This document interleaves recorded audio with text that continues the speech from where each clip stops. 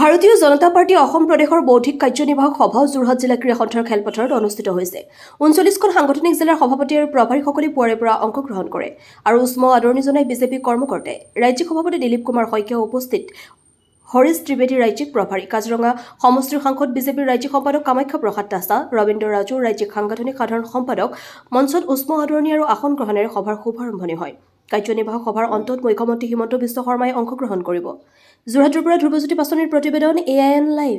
আপোনালোকে নিজেই দেখিছে পঞ্চায়তত যিটো ধৰাশায়ী হ'ল কংগ্ৰেছ বা মানে যি অপজিশ্যন, সেই হিচাপে চাব গ'লে যোৰহাটৰ সমগ্ৰ যোৰহাট লোকসভা কথা যদি কওঁ 10টা সমষ্টি, সকলোৱে আচলতে আমাকে মানে ভাৰতীয় জনতা পাৰ্টিৰ লগতে আছে, কাৰণ তেওঁলোকে মেণ্ডেট দিছে কাৰণে প্ৰত্যেকটো ZPC আমি খুব সুন্দৰভাৱে জিকিছোঁ। আমি গোটেই পঞ্চায়তখন আমাৰ দখলত আহিছে। আৰু উজনি অসমৰ কথা ক'লে যিহেতু এজন দক্ষ কৰ্মদক্ষ মুখ্যমন্ত্ৰী ডক্টৰ হিমন্ত বিশ্ব শৰ্মা ডাঙৰীয়াৰ নেতৃত্বত এখন চৰকাৰ চলি আছে।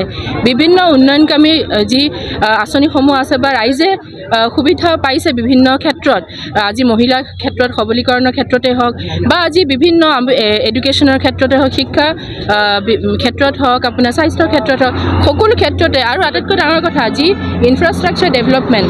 আজি এটা এনেকুৱা সময় আছিলে যে আমি গুৱাহাটীৰ পৰা যদি যোৰহাটলৈ আহোঁ, আমাৰ সময় যিমানখিনি লাগে 8 ঘণ্টা সময় লাগিলে অতিক্ৰম কৰিবলগীয়া হয়। আজি আমি 4 ঘণ্টা 5 ঘণ্টাতে আমি গুৱাহাটীৰ পৰা যোৰহাট, মানে এনেকুৱা এটা পৰিৱেশ আচলতে সৃষ্টি হৈছে অসমখনত। গোটেই সমগ্ৰ অসমখনৰ ৰাইজে আচলতে মাননীয় মুখ্যমন্ত্ৰী ডাঙৰীয়াক সকলোৱে বিচাৰে, তেওঁৰ আশীৰ্বাদ আছে আমাৰ সকলোৰে ওপৰত। আৰু নিশ্চয়কৈ উজনি অসমত অহা যি 2026 চনৰ নিৰ্বাচন আছে, সুন্দৰকৈ আমি জয়ী হয় সকলো সমষ্টিতে। মহিলাক আগুৱাই দিয়া আজি মাননীয় মুখ্যমন্ত্ৰী ডক্টৰ হিমন্ত বিশ্ব শৰ্মা ডাঙৰীয়াৰ আজি তেখেতে আমি জয় হ'লোঁ। আমাক অপাৰেশ্যন সিন্দুৰ লৈ পেলাই এটা সন্মান জনাই ভাৰতীয় সৈন্য বাহিনীলৈ উচৰ্গা কৰিব গৈছিলে এই বিজয়। আৰু লগতে আমাক কৈছিলে যে কোনো খানা খোৱা বা প্ৰীতি ভোজ, বোম ফুটোৱা, ফুটাই দে, সেইবোৰ নক'লে। মানে এটা আকাৰ ইংগিতে বোলে বোম ফুটাই দে বা ফূৰ্তি কৰ, এইবোৰ নক'লে।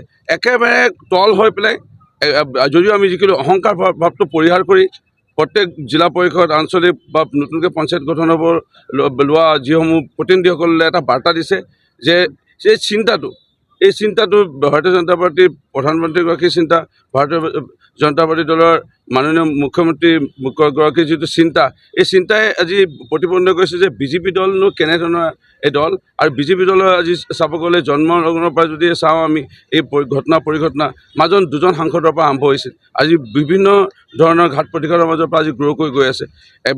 অনা কংগ্ৰেছ যি চৰকাৰ কেতিয়াও ভাৰতবৰ্ষত ভাৰতৰ স্বাধীনতা হোৱা 80 বছৰ আমি গৰকিবলৈ লৈছোঁ, কেতিয়াও হোৱা নাছিলে একেৰাহে।